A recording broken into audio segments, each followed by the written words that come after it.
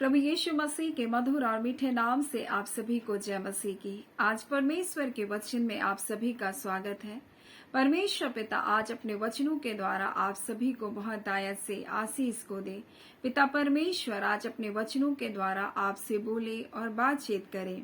आज हम परमेश्वर के वचन से जिस बात को देखेंगे वो है भजन संहिता उसके 78 और उसके 18 और उसके बाद हम देखेंगे 25 और उससे आगे हम परमेश्वर के वचन से कुछ बातों को देखेंगे। अपनी चाह के अनुसार भोजन मांगकर मन ही मन उन्होंने परमेश्वर की परीक्षा की।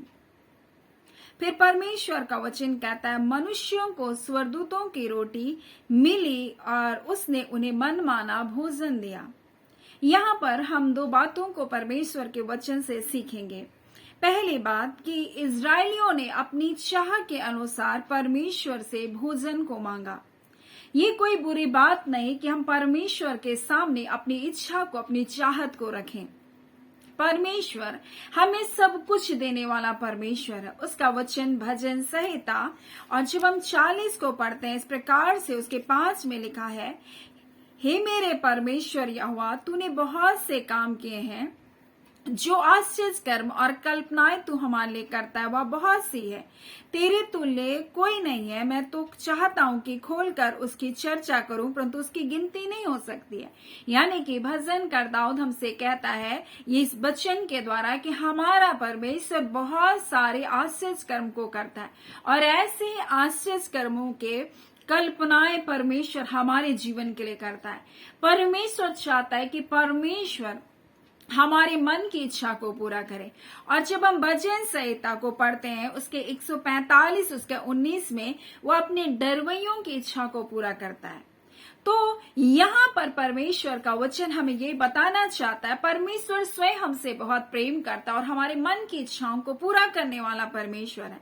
परंतु इसने अपनी चाह के अनुसार भोजन मांगकर मन ही मन परमेश्वर की परीक्षा की। यहाँ पर परमेश्वर के सामने अपनी इच्छा को प्रकट करना या परमेश्वर से अपनी इच्छा को प्राप्त करना अलग बात है, और यहाँ एक अलग बात है कि हम अपने मन में परमेश्वर की परीक्षा करें। कई बार हम अपनी इच्छा को लेकर परमेश्वर के सामने हट करते, हम जिद करते हैं, अपनी मनमानी करना चाहते, तो परमेश्वर भी हमें अपनी मनमानी करने के लिए छोड़ देता है। और ऐसे ही इजरायलियों ने अपनी मनमानी को करना चाहा, अपने मन के हट के अनुसार ये परमेश्वर की परीक्षा करना चाहा, तो परमेश्वर ने भी उनको दे दिया। ऐसा नहीं कि परमेश्वर ने नहीं दिया। और जब हम 25 को पढ़ते तो लिखा है, मनुष्यों को स्वर्गदूतों की रोटी मिली और उनको मनमाना भोजन मिला। यानी कि परमेश्वर इतने दिनों तक परमेश्वर उनका भरण पोषण करता रहा। ना शायद उनको भूख लग रही थी, ना प्यास लग रही थी, परमेश्वर उनको ऐसे ही लेकर आ रहा था। लेकिन इन्होंने भोजन की चाह की और इस प्रकार से परमेश्वर का वचन हमसे कहता है, जब हम निर्गमन को पढ़ते हैं उसके 3 में, और इजरायली कहने लगे, जब हम मिस्र देश में मांस की हड्डियों के पास बैठकर मनमाना भोजन करते थे, तब यदि हमको यहोवा मार भी डालता तो यही उत्तम होता। पर तुम हमको इस जंगल में इसलिए निकाल लाए हो कि सारे समाज को भूखों मार डालो। यहाँ पर वो परमेश्वर की परीक्षा कर रहा है। परमेश्वर क्या अपने बच्चों को भूखा रखता? क्या परमेश्वर अपने बच्चों को प्यासा रखता? क्या परमेश्वर अपने बच्चों को वस्त्रहीन रखा? मेरे प्रिय, परमेश्वर का वचन इस प्रकार से कहता है कि वो इस 40 वर्ष की यात्रा में परमेश्वर का वचन कहता, उनमें से किसी के पैर भी नहीं फूले। उनके वस्त्र जो पहने थे वो वस्त्र पुराने नहीं हुए, उनके तन से वो फट कर नहीं गिरे। तो क्या परमेश्वर उनको भूख लगने देता? क्या परमेश्वर उनको प्यासे रहने देता? लेकिन नहीं, ये इजरायली परमेश्वर की परीक्षा कर रहे हैं, मन ही मन परमेश्वर की परीक्षा करके कर रहे हैं। क्या परमेश्वर हमारे लिए जंगल में मेज भी लगा सकता है? वो मन मन सोच रहे, परमेश्वर ने चट्टान मार करके जल तो बहा दिया, क्या वो हमको रोटी भी दे सकता है? परमेश्वर के उन महान सामर्थ के कार्य को पर उन्होंने क्या क्या शक किया, संदेह किया, अविश्वास किया जिसको हम कह सकते। और इन्होंने परमेश्वर के ऊपर अविश्वास किया, फिर भी परमेश्वर ने उनकी इच्छा को पूरा किया। आज परमेश्वर इस वचन के द्वारा में बताना चाहता है, परमेश्वर हमारे जीवन में हर अद्भुत कार्य को करने वाला परमेश्वर, जो कल्पनाएं करता है, जो परमेश्वर हमारे आशीष कर्म करता है, वो परमेश्वर अनगिनत है। परमेश्वर कहता है जो गिने भी नहीं जाते। लेकिन कई बार हम परमेश्वर के सामने मन ही मन परमेश्वर से परीक्षा करते, परमेश्वर अगर आप मुझे ये देंगे तभी मैं आपकी सेवा करूंगी, परमेश्वर अगर आप मेरे लिए ये करेंगे तभी मैं ये काम को करूंगी। हम क्या करते हैं? हट करते हैं परमेश्वर के सामने, हम अपनी मनमानी चलाते हैं परमेश्वर के सामने। परमेश्वर का वचन इस प्रकार से 25 में लिखा है, मनुष्यों को स्वर्गदूतों की रोटी मिली, उसने उनको मन माना भोजन भी दिया, और लिखा उनके लिए मांस धूल के समान बहुत बरसाया, समुद्र के बालू के समान अनगिनत पक्षियों को परमेश्वर ने भेजा, और वे खाकर अति तृप्त हुए, और उनके निवास के जो उनके निवास के चारों ओर गिराए। वे खाकर अति तृप्त हुए, उसने उसकी कामना को पूरा किया, उसकी कामना बनी ही रही, और उनका भोजन उनके मुंह में ही था कि परमेश्वर का क्रोध उन पर भड़का, और उसने उनके हष्ट पुष्टों को घात किया और इजराइल के जवानों को गिरा दिया। आज मैं आपको क्या बताना चाहती हूँ, हम कई बार परमेश्वर के सामने हट करते हैं, हम कई बार परमेश्वर के सामने अपनी मनमर्जियों को चलाना चाहते हैं। परमेश्वर ऐसा नहीं, परमेश्वर हमको हमारे मन की इच्छा के अनुसार भी छोड़ देता है, हमारे मन के अनुसार भी जिद करते हैं तो परमेश्वर दे देता है, लेकिन उसका फल परमेश्वर हमको बताता है कि ये तुम्हारे जीवन के लिए अच्छा नहीं, लेकिन तुमने जिद किया इसके लिए, उसके बारे में परमेश्वर बाद में हमें बताता भी है कि तुम्हारी ही गलती, तो तुमने ही जिद किया, इस कारण तुमको आज ये बातें तुम्हारे जीवन में हो रही है। हम परमेश्वर के वचन से इस बात को सीख सकते हैं, हम याकूब के जीवन से इस बात को सीख सकते हैं, हम किस प्रकार से याकूब ने राहेल के लिए 7 वर्ष के लिए वहां कठिन परिश्रम किया अपने मामा लबान के यहाँ, ताकि राहेल से उसका विवाह हो जाए। और जब उसका विवाह का समय आया तो उसके पिता ने सोचा बड़ी बेटी के रहते मैं छोटी से क्यों विवाह दूं, और इसलिए बड़ी बेटी को विवाह दिया गया। परंतु उसने कहा नहीं, मुझको छोटी से ही विवाह करना है। तब तो 7 वर्ष और कठिन परिश्रम किया, और राहेल जब उसको विवाह दे दिया गया, तब परमेश्वर ने देखा लिया अप्रिय गिनी गई, तब परमेश्वर ने लिया की कोख को खोला। अब राहेल याकूब से कहने लगी कि मुझे भी संतान दे, मुझे भी बच्चे की आशीष को दे। तब यहाँ पर क्या कहता है याकूब, तब राहेल ने देखा याकूब के लिए मुझसे कोई संतान नहीं होती है, तब वो अपनी बहन से डाह करने लगी और याकूब से कहा मुझे भी संतान दे, नहीं तो मैं मर जाऊंगी। और वो क्या कर रही है, नहीं तो मैं मर जाऊंगी, अगर बच्चा नहीं हुआ तो मैं मर जाऊंगी। तब याकूब ने राहेल से क्रोधित होकर कहा क्या मैं परमेश्वर हूं, तेरी कोख उसी ने बंद करके रखी है। कई बार हमारी जिद्दी, हमारा हटपन हमको सब कुछ दे तो देगा, लेकिन हम सब कुछ गंवा देंगे। आप उड़ाऊ पुत्र का दृष्टांत जब यीशु मसीह बता रहा था, आप उससे सीख सकते हैं। उसका बेटा कह रहा है, छोटा बेटा, पिता मुझको अपनी सारी संपत्ति में से मेरा जो है मुझको दे। पिता ने उसको दे तो दिया उसके हट के अनुसार, लेकिन उसका जीवन कैसा हो गया, उसका जीवन नष्ट हो गया, पापों में, उन बुराई में वो खो गया। वैसे ही जब हम परमेश्वर के सामने हट करते, अपनी मनमानी चलाते हैं, अपनी जिद चलाते हैं, परमेश्वर हमको दे तो देता है, लेकिन उसका फल भी हमको ही भुगतना पड़ता है।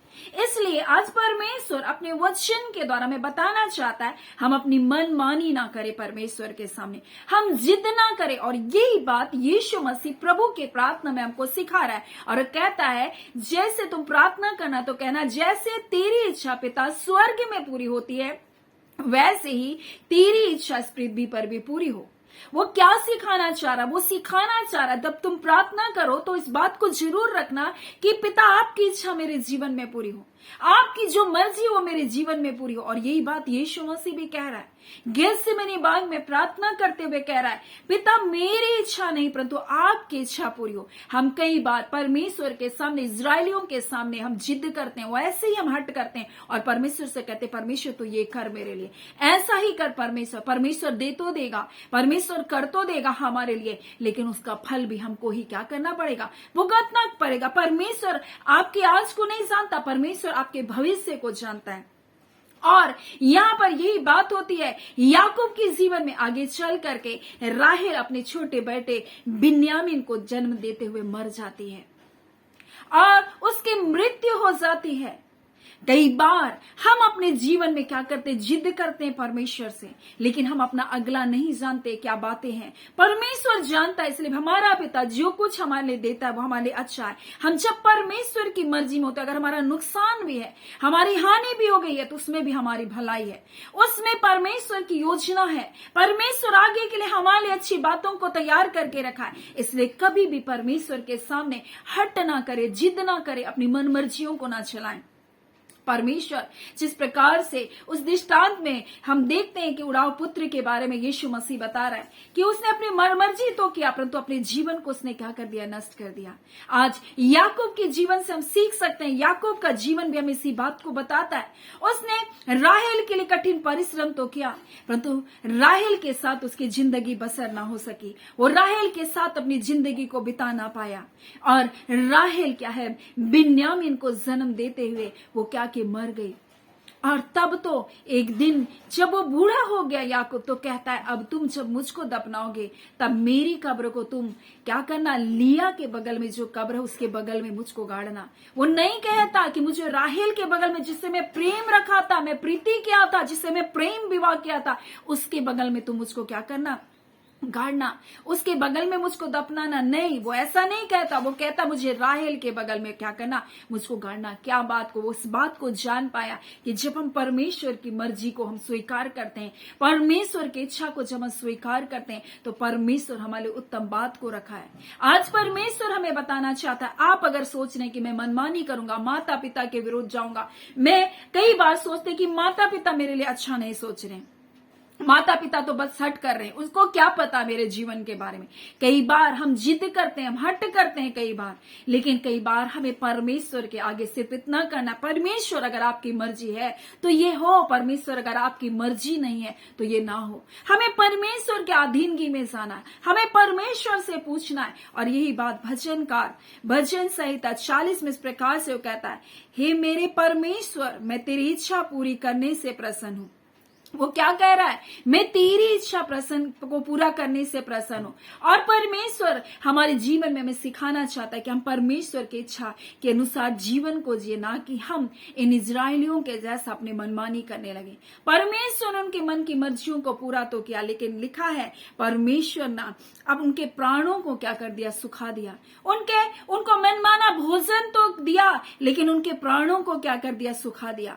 परमेश्वर का क्रोध उन पर भड़का और वो क्या हुए, नष्ट हो गए। आज परमेश्वर अपने वचन के द्वारा हमें एक चेतावनी को दे रहा है।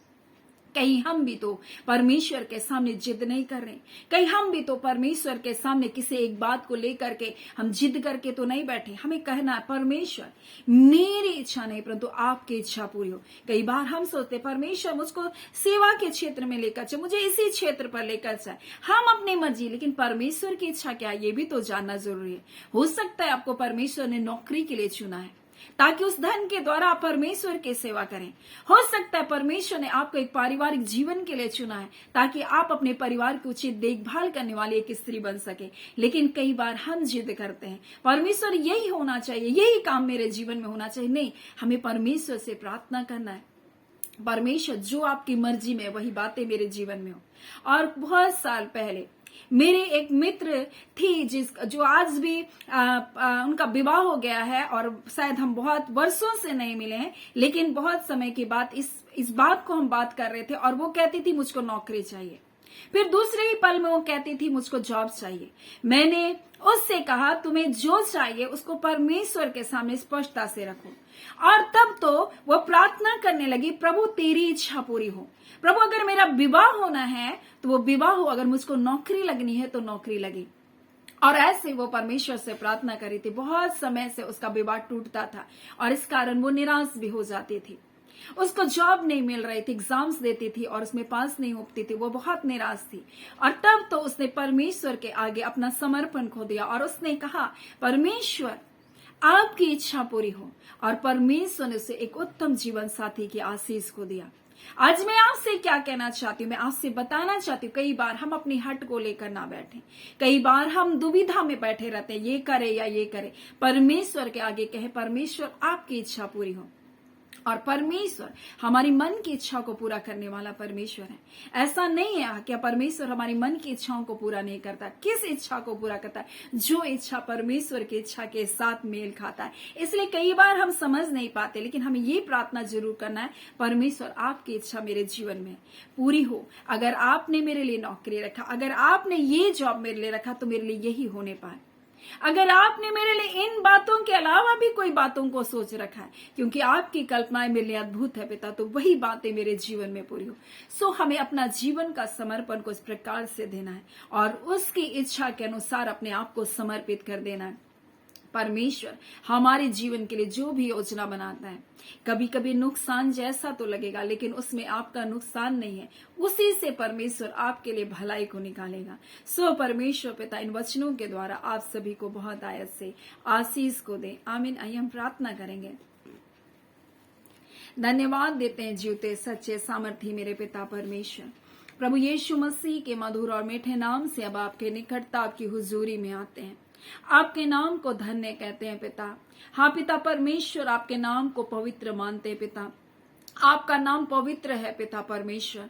आप अद्भुत युक्ति करने वाले पराक्रमी परमेश्वर, राजाओं के राजा और प्रभुओं के प्रभु हैं।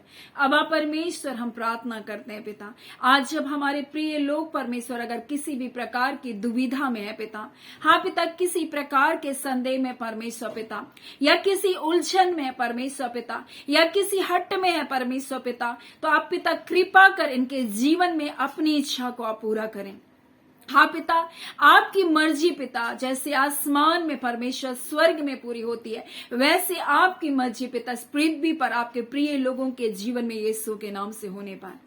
खुदावन मेरे आबा परमेश्वर, आप अद्भुत करने वाले परमेश्वर, आप सामर्थ के कार्य को करने वाले परमेश्वर, जो बातें नहीं हो रही है परमेश्वर, इनको लग रहा अब तक कुछ नहीं हुआ प्रभु। हाँ पिता परमेश्वर प्रभु जी, बहुत एग्जाम्स देकर सफल नहीं हुए प्रभु जी। हाँ पिता रिश्ते आकर टूट गए परमेश्वर पिता। आज पिता हम प्रार्थना करते हैं परमेश्वर पिता, जो आपकी मर्जी है यीशु के नाम से इनके जीवन में होने पाए। और पिता आपके द्वारा चुना हुआ जीवन साथी प्रभु जी इन बेटियों के जीवन में प्रभु जी, और इन बेटों के जीवन में परमेश्वर पिता यीशु के नाम से आने पाए। खुदावन परमेश्वर पिता, हाँ पिता आपके द्वारा परमेश्वर नियुक्त वो जॉब परमेश्वर जो आपने अपने बच्चों के लिए तय करके रखा है, जो कल्पनाएं आपने अपने बच्चों के लिए करके रखी, वही बातें यीशु के नाम से पूरी होने पाए। प्यारे पिता प्रार्थना करते जिनके व्यवसाय में परमेश्वर पिता बहुत लॉस हो गया प्रभु, और वो चिंता कर रहे प्रभु, मैं इस लॉस की भरपाई कैसे करूंगा। वो कह रहे खुदावन परमेश्वर बहुत कर्ज हो गया है प्रभु, परंतु तेरा वचन कहता है परमेश्वर पिता तो हमारे आशीष कर्म को करने वाला परमेश्वर है प्रभु। इनके लिए एक आशीष कर्म को यीशु के नाम से आप कर दीजिए खुदा। जब ये प्रार्थना को सुन रहे खुदावन परमेश्वर पिता और अपने मन में ऐसा कर रहे परमेश्वर पिता, हाँ पिता इसकी भरपाई कौन करेगा, मैं कैसे करूं। आप कहते परमेश्वर पिता मैं तुम्हारे लिए भरपाई करूंगा। हाँ खुदान परमेश्वर प्रभु जी, हर कर्ज को आप भरपाई करने के लिए प्रभु जी आपने अपने बेटे यीशु मसीह को दिया। आज प्रभु ये श्राप के बंधन भी इनके जीवन से टूटे, और खुदा परमेश्वर के लिए एक अद्भुत आश्चर्य कर्म होने जा रहा है पिता। हम आपका धन्यवाद करते हैं मेरे पिता, आप महान है मेरे अबा परमेश्वर, आपके कार्य अद्भुत है मेरे पिता परमेश्वर पिता। आप आश्चर्य कर्म को करने वाले परमेश्वर है पिता।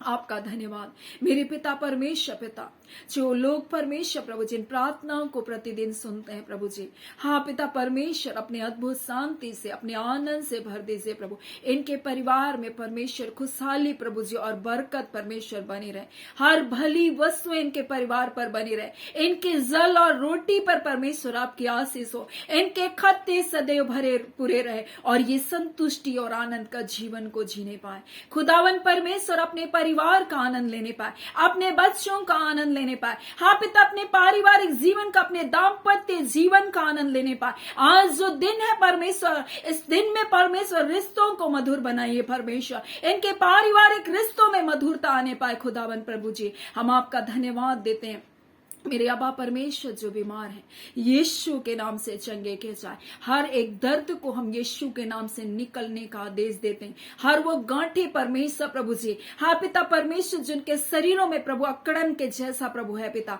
आज यीशु के नाम से प्रभु नशे प्रभु जी सही रीति से परमेश्वर प्रभु जी स्थान पर आने पाए। और पिता हर एक गांठ प्रभु जी स्थान से पिता यीशु के नाम से लोप होने पाए। खुदावन परमेश्वर हम आपका धन्यवाद देते हैं।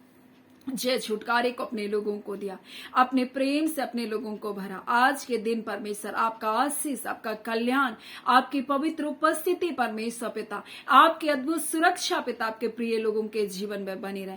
खुदावन परमेश्वर जितने प्रिय लोग परमेश्वर इस चैनल को सब्सक्राइब किए पिता, चाहे वो जुड़ते हो या ना, खुदावन प्रत्येक को ब्लेस कर तेरी बांदा खाला, प्रत्येक के जीवन पर आपका आशीष बना रहे प्रभु जी। हर प्रकार के खतरे और मुसीबत से प्रभु उनका जीवन बचाया जाए और उन्नति पर उन्नति वो पाते चले जाए। खुदावन परमेश्वर, हाँ पिता परमेश्वर, हाँ पिता, मनुष्य के अविश्वास योग्य होने पर भी आप हमेशा विश्वास योग्य हैं पिता। आपका धन्यवाद देते हैं। हम सारी आदर महिमा आपको देते हुए प्रार्थना यीशु के नाम से मांगते हैं। दया सुने, अनुग्रह से ग्रहण कर लीजिएगा।